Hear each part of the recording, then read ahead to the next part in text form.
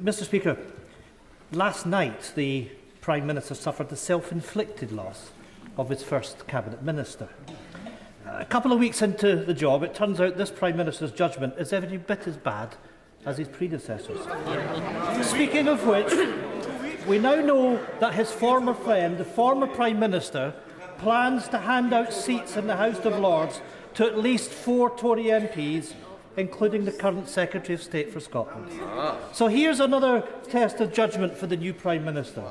Does he think it right to keep a man in a cabinet who's clearly far more interested in getting his hands on an ermine robe than playing by the rules of Scottish democracy?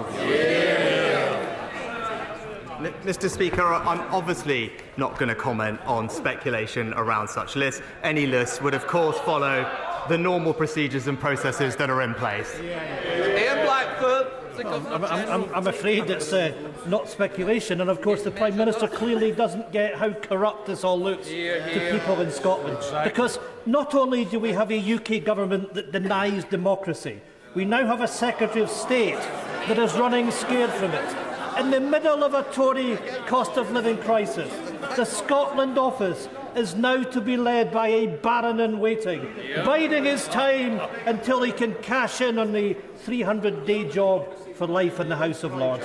He should be sacked from the Cabinet, and the people of Dumfries and Galloway should be given the chance to sack the Tories in a by-election.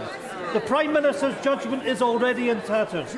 If he has any integrity left, will he now put a stop to these 2 predecessors stuffing the House of Lords with his cronies?